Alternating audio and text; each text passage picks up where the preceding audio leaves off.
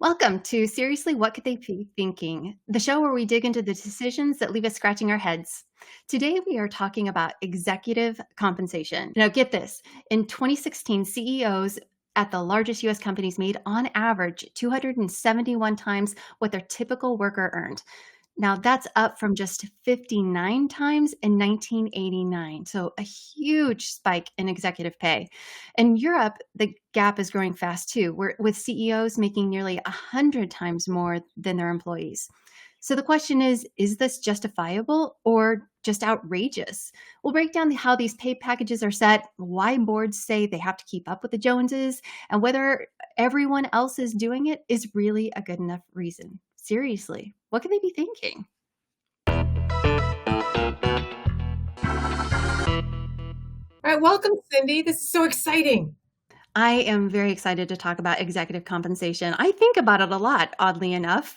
And so I'm super Not being an excited. executive, it's amazing how much time I spend thinking about other people's pay. Exactly. It's exactly right. Exactly right. And actually, Jamie, I think you spend an awful lot of time analyzing companies and how they're structured and how decisions are made. So maybe you could start by giving us a high level overview of what components are in executive compensation. Yeah, there's really three components to most executive packages that you see.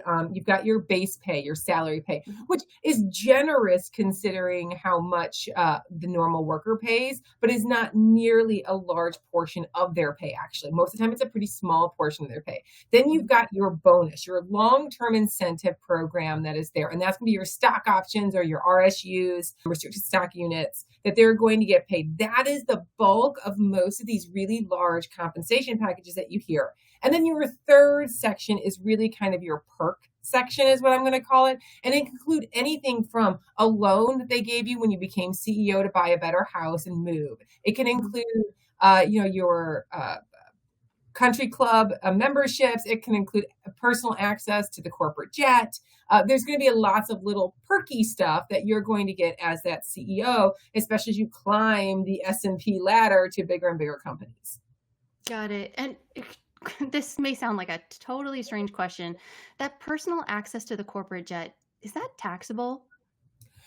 Yeah. So typically when you have personal access to the corporate jet, you actually pay for the corporate jet time.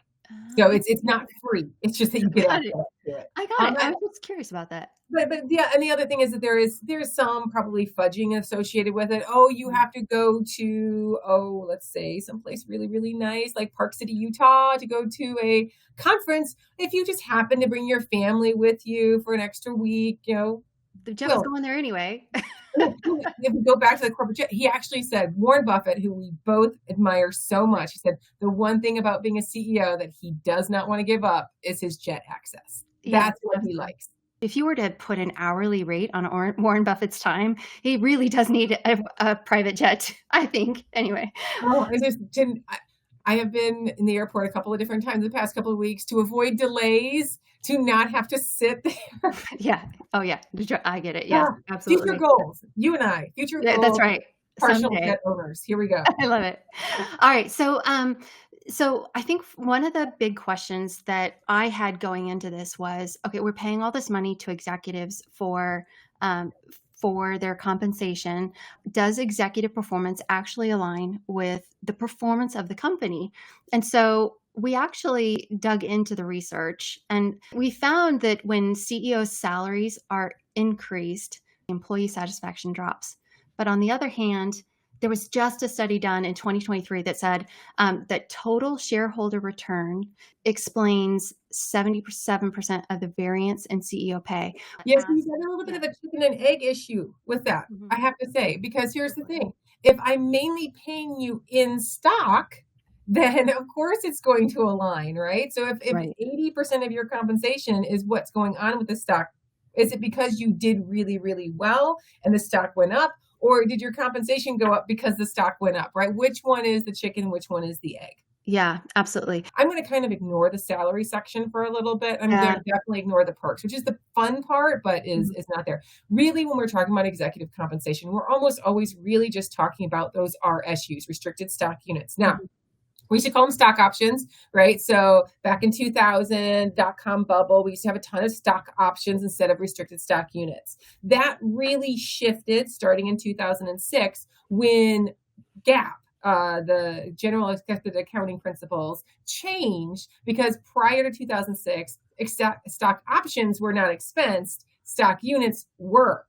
And so in 2006, when they were both treated equally, lots of companies moved from offering stock options to stock units. And there's a reason. When you're giving the whole unit rather Mhm. than just anything, the option above, which basically means, hey, I gave you an option at $50. That means it has to go up to 100 for you to actually earn $50 because you have to pay me that initial 50.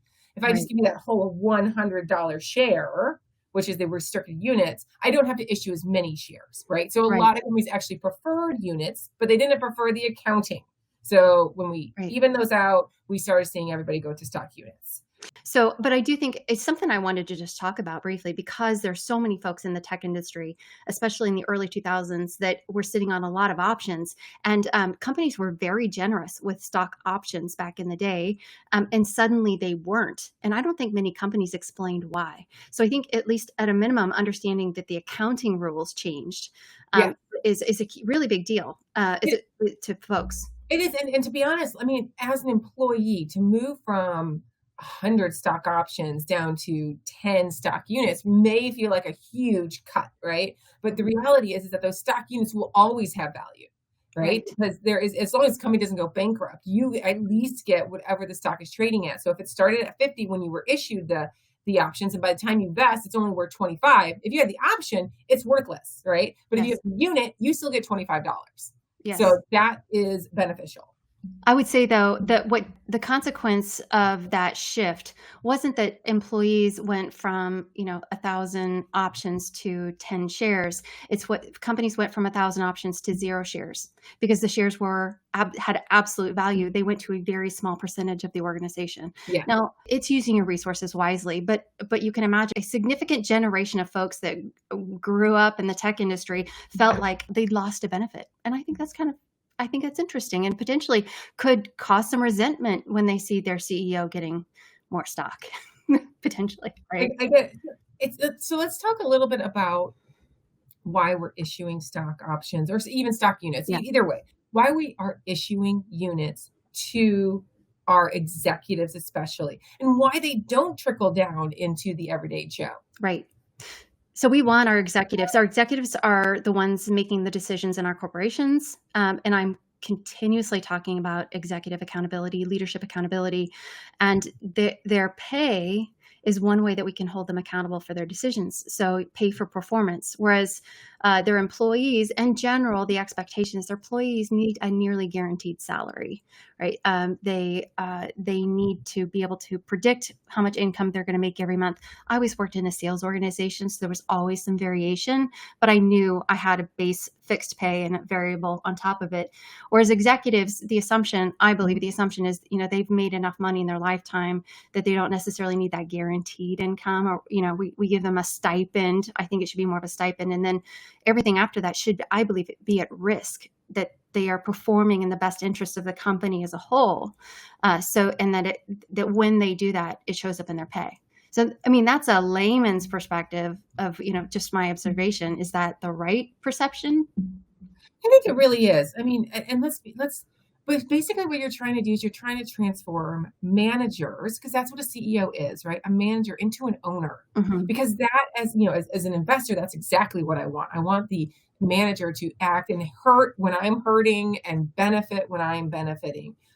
That's there. And when you have a founder CEO, that's naturally aligned with what's happening. But of course, especially in publicly traded companies, we've moved on. These are longer term companies. I now need to move my executives into that feeling, that attitude of the owner, Yeah. which means giving them that stock compensation, right? Basically saying, if you make a profit, we're going to share it with you. If you're not, it's not. It's going to be in the terms of a publicly traded stock rather than, let's say, a percentage of my profits, which is more of like a bonus structure, right? Which is a little Right. bit lower down the field. Um, but it works, right? Right. And we saw a huge shift towards that in 2011, right? Yes, post 2008, right? So we saw the pretty Yeah. significant financial crisis and from 2008 to 2011, 12-ish. And we saw a lot of CEO pay shifting from salary to equity. And the data supports that that was the right choice. So the data is saying that it has created more stable companies with more long-term results. So CEOs are shifting away from making short-term decisions that impact short-term pay. An example of that, I do believe a lot of executives previously received bonuses for meeting specific targets, right? And the problem is when you incentivize short-term pay like that, when you incentivize a bonus for meeting a specific target, a lot of people will do things that are not necessarily ethical or in the best long-term interest of the company to achieve those bonuses. And so that's when we saw that pay shifting more to equity. I'll just say equity instead of options. But I think Wells Fargo is a good example of that. Would you agree? Wells Fargo is actually a really interesting scenario. So we had a scandal in Wells Fargo. They actually had a bonus structure, right? So they had a bonus structure Yeah, with that's their what. Yeah, everyday employees. And if you met certain sales goals, which really meant some cross sales associated with it. So if I got a loan, I also got the insurance on that loan so that if something would happen, I would actually have my loan paid off, blah, blah, blah. So there was a life insurance on my car loan, stuff like that. A lot of that was fictional. So in order to meet, because they had right. put so much pressure on those incentives, right? And I had to do that in order to keep my job, in order to keep my bonuses, in order to make my pay that I expected to have. Employees, everyday employees who were, you were signing up for a checking account, they automatically opened a savings account in your name as well. When you were applying for a loan, they were automatically giving you the life insurance on top of it. They were doing the number of products that they were going to have in order to meet their goals.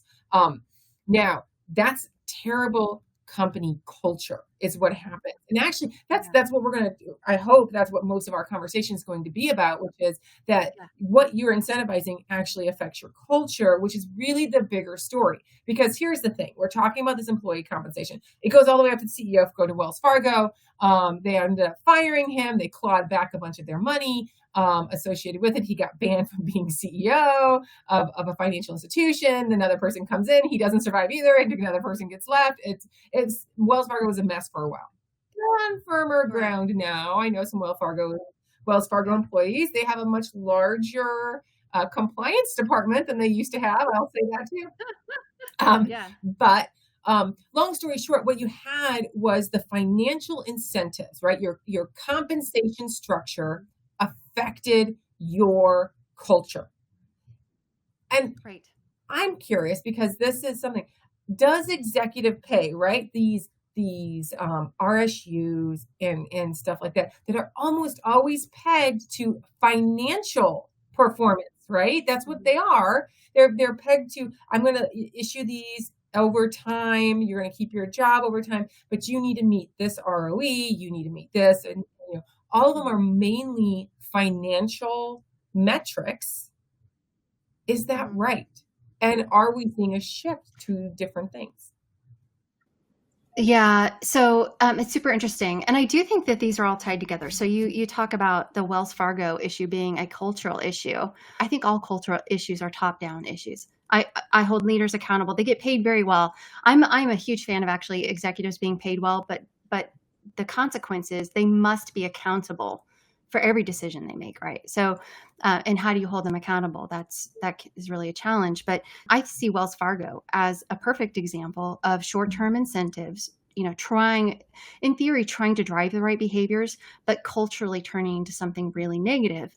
Because another perfect example is Yeah. Enron. Think about Enron. Cash bonuses for senior executives meeting short-term financial objectives. So I think it's the perfect example. What we are seeing, some of the research, when we dig into it, shows that successful organizations give cash bonuses to their executives when they achieve employee satisfaction or employee engagement.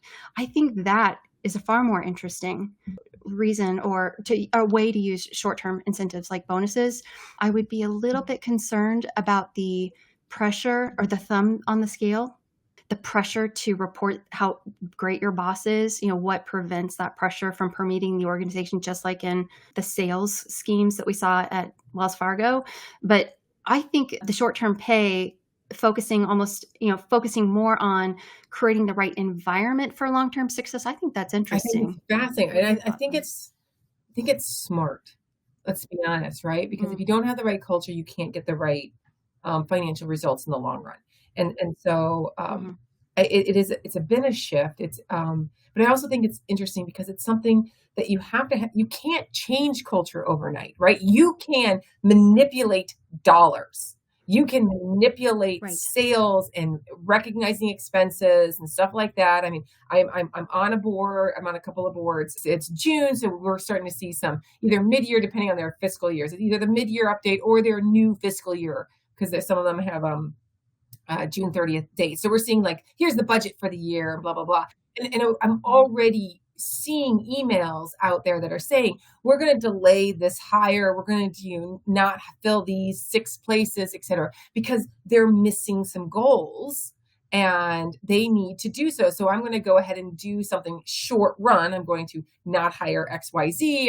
In order to make my budget numbers so that I can look a little bit better so Mhm. that I can meet my cash goals for my cash bonus. That's honestly, I'm pretty sure I can see it being Interesting. manipulated right now. But here's the thing.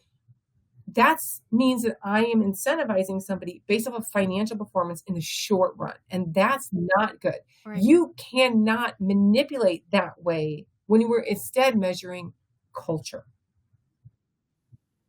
Agreed. Would you want to hold a manager accountable to their budget? So let's say I'm not getting the revenues that I thought I was supposed to get, right? We're just not meeting the revenue targets. And so I have to control my spending in that case because, inputs and outputs. But our long-term strategy is for growth. How do you decide whether or not you hold the manager accountable to that expense target versus investing for It's the really long interesting term? because I actually think it's not my decision as a board member. That's why I have a CEO. That's why Okay. I have the CFO. I am hiring them to be strategic. That's the person who has to make that decision. Okay. And some of the CEOs that I know personally that I really respect are ones who will go to the board and say, look, we're going to miss our goals because of XYZ. Here's the long run reason we are Mhm. going to do it. And I've got others who will simply say, okay, we're going to make these numbers so we can make your numbers. And let's be honest, both approaches may work in the long run, right? Mhm. The ones who are willing to take the pain and always have their focus on the long-term goals tend to have smoother results over time, Mhm. and that's great. The ones who are going to do these short-term manipulations like that meet the goal. If they meet the goal month after month after month after month after year after year after year, and they string it together for 20 years, and yes, there's always been these short-term, in the end, they accomplished Yeah. what I asked them to do because the Right. long run is made up of short-term runs, but it's Right. harder to do. The person is choosing the harder route. Okay. And the results are when the person who makes the really bad or the rough decision, right? That I'm going to miss my numbers this quarter, but it's better for us in the long run. They're going to miss that number by the quarter and they're going to miss it by this much, right? It's Mhm. not because they could have manipulated it. The people who are constantly tweaking, constantly tweaking, constantly tweaking to get there, when they finally go, okay, I can't do it, Mhm. we get the big bath, right? They're Right. going to throw everything. Okay, well, it turns out we were actually going to be this far away Right. because So, being a board member, and you just said that you think culture is a huge component of company performance. Do you think you should short-term bonus executives for employee culture and measure employee engagement and bonus them for that? I think it's a great idea. I'm not sure if I'm ready to go 100% that way, but I think it absolutely has to be a component of it. It needs to be more than just their 360 review, right? It needs Mhm. to be a part of their compensation. I agree. I agree. I think that's great. A couple of questions that just sort of came to us. What is appropriate for executive pay? What is appropriate? I We want know to that hear they're your opinion shifting. because here's the thing. I've always worked in smaller I've worked on Mhm. some smaller companies. I worked for publicly traded ones and stuff like that. But the difference between me and the CEO who in let's say I used to work for Morningstar, right? The difference between me and Joe Mansueto was really, really large, but Joe Mansueto started the business. So it was a very different scenario Mhm. than you at Cisco, right? Right. So I'd rather hear your opinion than mine. I never considered it. It never even crossed my mind, the ratio of executive pay to my pay. Never once crossed my mind. The reason is because, well, if the company is performing, then you pay what it takes to get the best CEO into the chair, right? Yeah. So I don't know that it ever crossed my mind. I think it might be something that crosses people's minds in union oriented organizations, right? Mhm. Where there's some collective bargaining going on versus an individual incentive. So like I was constantly working to improve the Cindy service that I sold to Cisco, and I got compensated for my performance and the continuing education that I put into myself. I guess I expected the same for a CEO. I don't expect that they're going to have any sort of collective bargaining for a CEO, but I could see where you might feel differently if your pay is essentially set for you and you're not necessarily as in control of your pay. So that we go back to the whole owner thing, right? So Mhm. we gave some statistics on what the CEO makes compared to the random person. Warren Buffett makes $100,000 a year. That's his salary, right? Yeah. But why? Because he owns Berkshire Hathaway. He makes Right. all the money through that. And so when you've got an owner CEO or an owner compensation situation, that is what's happening. But when it's like you're the employee that is dealing with it, the structure has to be different. Yeah, I agree. And I think you also need to feel, if you're doing the buy-in, like I'm trying to perfect the Cindy for Cisco, right? But I Mhm. also need to know that my impact is going to reward me in a way that's connected to not just my little unit, but the greater unit that is there, Absolutely. right? So that's the really interesting scenario. And it's one of the things that as we talk about, the fact that CEOs get this, but then we move down to cash bonuses. I actually think there is a breakoff point that is completely appropriate. Because Right. me as oh, well, I'm a faculty member here, okay? I do not have the ability to really move the needle for Maryville itself. Um, Mhm. so giving me, let's say if Maryville is a publicly traded company, stock in this would be a wonderful bonus for me. That would be great. Right. But my maneuvers don't really affect the maneuvers of the company. So that's where you see people not getting stock compensation. Mhm. You, as the vice president of a section, you had real control over Cisco potentially making their quarter or not making their quarter, right? Yeah. My question for you is, and I think I've probably gotten way off on It's on, okay. on the tangent, is how much of your compensation then was related to you guys meeting your financial goals compared to the environment that you created within that business that allowed you to make those financial goals? Yeah, then this is probably why I'm so passionate about this topic, is because my compensation was only related to financial targets. My pay, I had two components, variable components to my pay. One was stock, and that was granted on a subjective basis based on their perception of my value to the organization, how badly they wanted me to stay.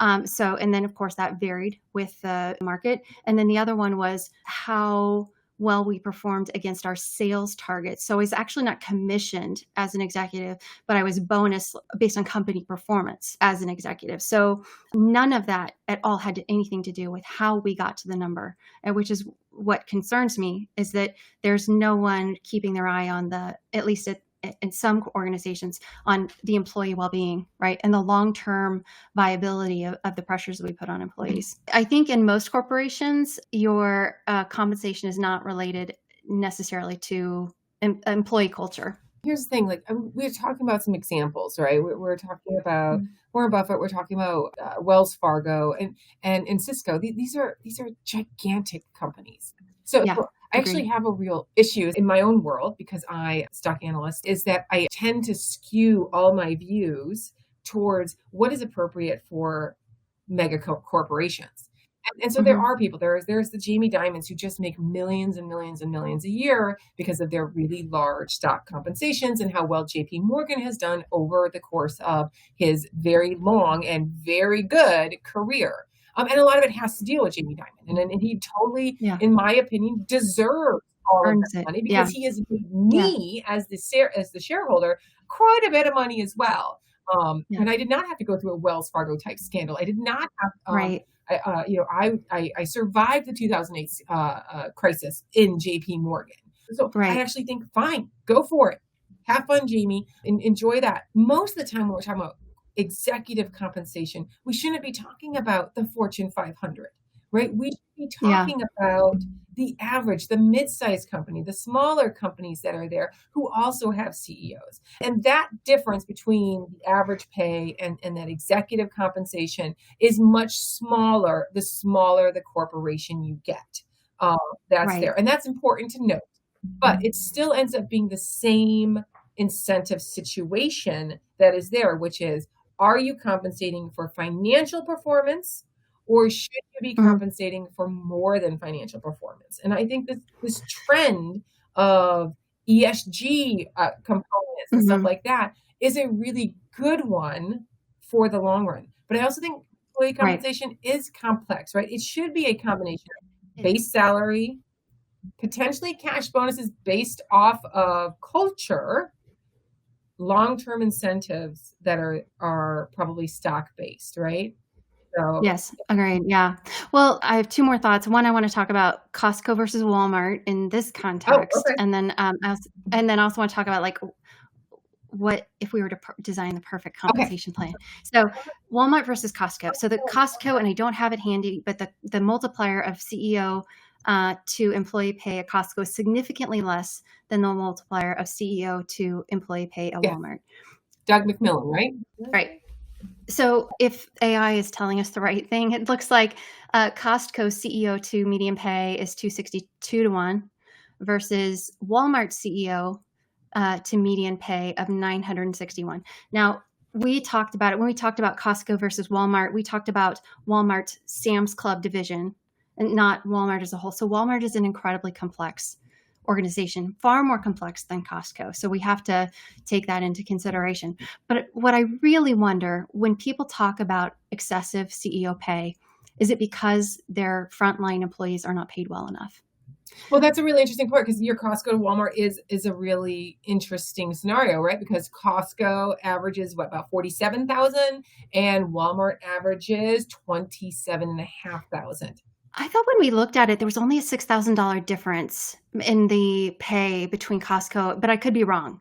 I could be wrong about that. I thought they, on That's the number average. that I'm seeing here Okay, based on, got it. so the Okay, the the 262 to 976 times pay, that is that is the denominator for those particular numbers. okay, got So it. yeah, Okay, so Walmart making significantly less. Right less. there. And it's possible that it's not an FTE issue. So Mhm. Walmart has a lot more temporary employees. The other issue, Right, of course, you're going to have that skewed significantly down because a lot of Walmart employees overseas make even less than Walmart employees here in the United States.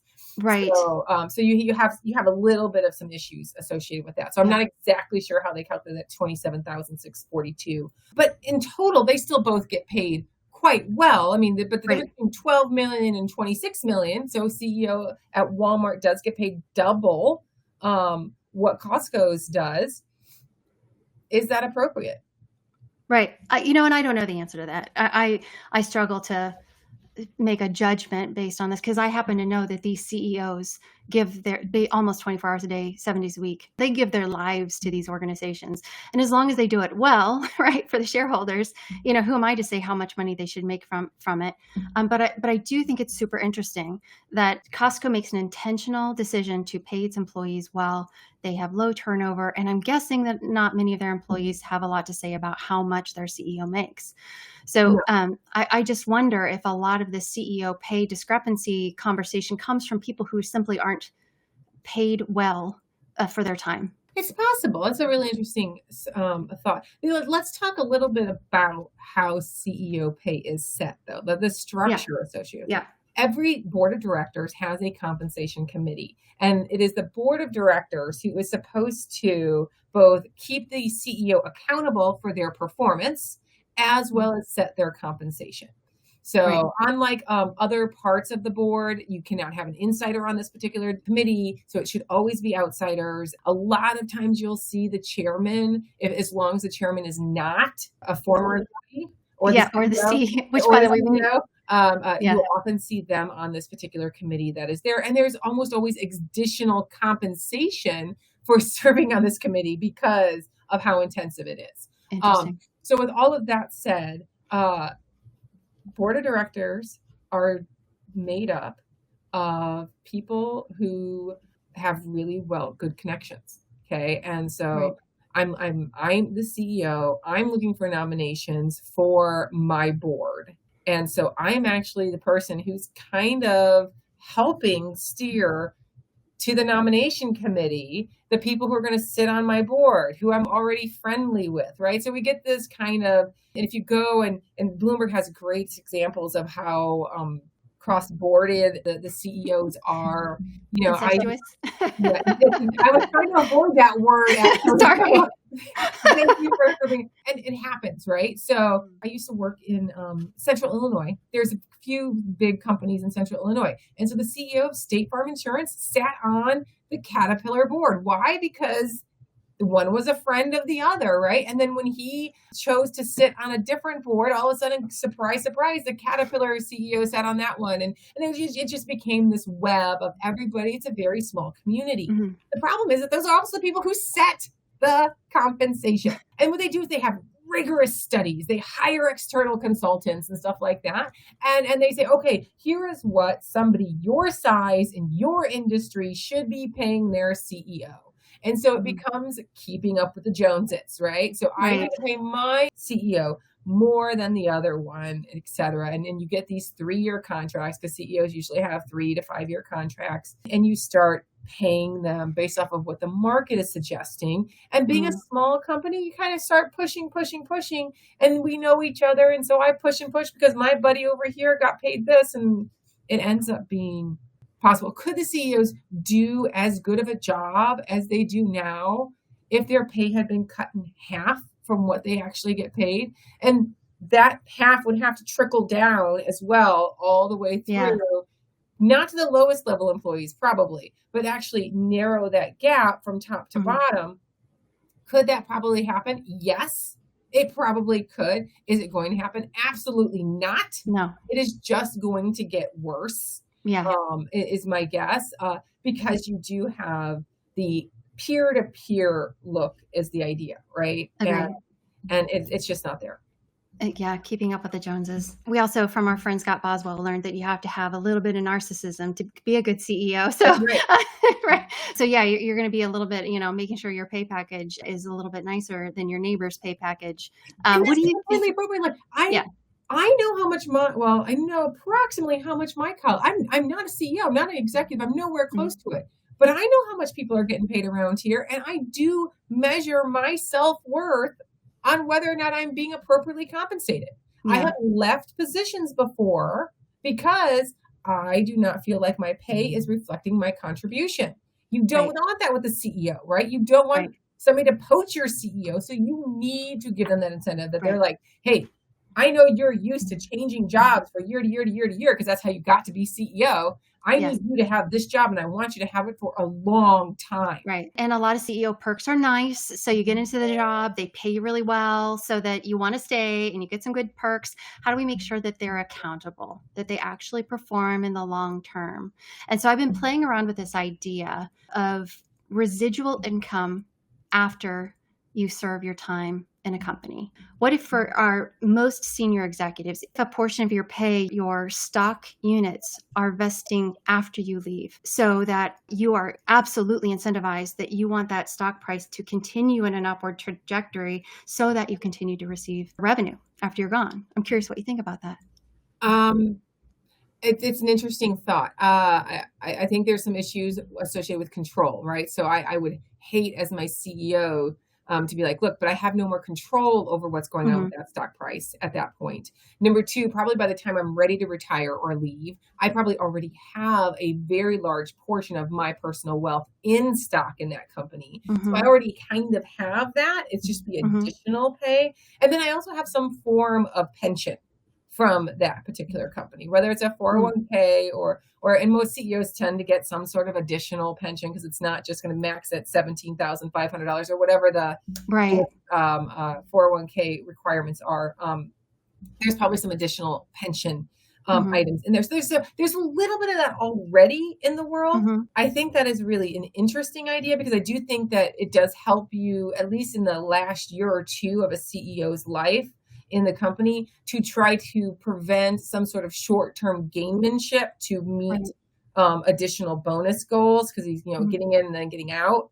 That's there. So I think that it would be appropriate to have it, but I wouldn't want to put it in too long of a run. And the other thing is, and this is sorry, this just came to my Yeah, head. please. Yeah. Um, it would bother me if companies are doing that to try to avoid recognizing the compensation now because it recognizes when Interesting. it's vests and you could really very quickly manipulate it. And I'm going to parallel that right now with what is going on in baseball. Okay. So Shohei Ohtani, I don't know if you know who he is, but he is Nope. the highest paid baseball player. He's from the Dodgers. He is Okay. considered the next Babe Ruth. He is both a pitcher and a designated hitter. Pitchers traditionally are terrible hitters. This guy's amazing. And he has a compensation package of something like $700 million for the Wow. Dodgers. But in his first year, he got paid like $3 million. And his compensation is something like a 30-year contract where the bulk of that 700 million will come significantly after his ability to work for the Dodgers. It's Got it. all been delayed. It's delayed compensation. It's guaranteed compensation. But the Dodgers are going to be paying Shohei for 30 years. And I mean, he's 20 something now. Do you see a lot of Right. 50-year-olds in baseball No. play? No. No. And they're playing the game. They've done that for Shohei Ohtani and a couple of other guys so that they can have this dynamite, massive powerhouse of a team, but yet keep their salary costs lower on a yearly basis.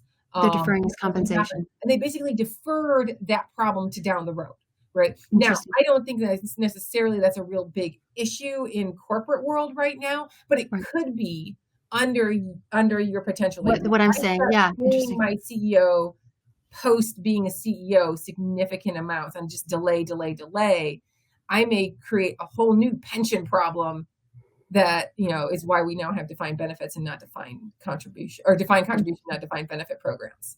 Interesting. I do think in the long term, we want to see more executives and organizations paid both for the long-term performance and also for employee well-being, because I think that's however you measure culture, employee engagement and psychological safety are good ways of doing it. But I think we should see executives held responsible for that and some of their pay being tied to that. I actually think it'd be really interesting if instead of a fixed vesting, which is what everybody gets, it's just time served at that point, Mhm. whether or not you could variable the vesting based off of performance. Yeah, I think that is really interesting as well. So otherwise we called it resting investing, right? When we Yeah. identified somebody was just keeping a seat warm. Yeah, I think that is an extraordinary idea. Do you know of any organizations doing that I right don't now? know any examples. I don't know of any examples. And I'm not sure exactly what you'd measure to determine if you should have an extraordinary year of vesting or a lower year of vesting, because you'd actually be taking long-term incentives and potentially shortening them with Right. that scenario. Yeah. So I'm not sure. I would think it'd have to do something with employee well-being and productivity. Like the two have to go up together. If you can get the two to go up together, you're doing the right things. Yeah. So, And so I'm going to kind of wrap this up just a little bit. yes, please. And that's going to say, look, what we're saying here is that we actually believe that CEOs deserve to be paid well because it is an incredibly stressful job. There are very few people in the world who can take a very large corporation and strategically maneuver it for the future. But we always want them to be looking at the long run. And we recognize that it is not a series of short-term financial goals that will get them there, but rather the creation of a culture that allows those financial goals to be achieved that is going to be there. So if I'm in SHRM and I am looking at the future of HR, right, we should see more and more shifting away from simply the financial metrics, which are still important, to a series of employee engagement, psychological safety, the invite some sort of continual measurement of the culture that these CEOs and executives create. And that should be an ongoing portion, not just of a cash bonus, but of their long-term compensation. I think that's a perfect summary. That's exactly right. We'll see. Maybe people take our advice. We'll see. Jamie, thank you so much. It was an awesome conversation. Yes. Well, Remember, when it comes to CEO pay, you often get what you measure, but always pay for what you get. Thanks for joining us today. May your interest rates be low, your returns high, and your next financial crisis far, far away. Until next time, keep your spreadsheets handy and your coffee strong.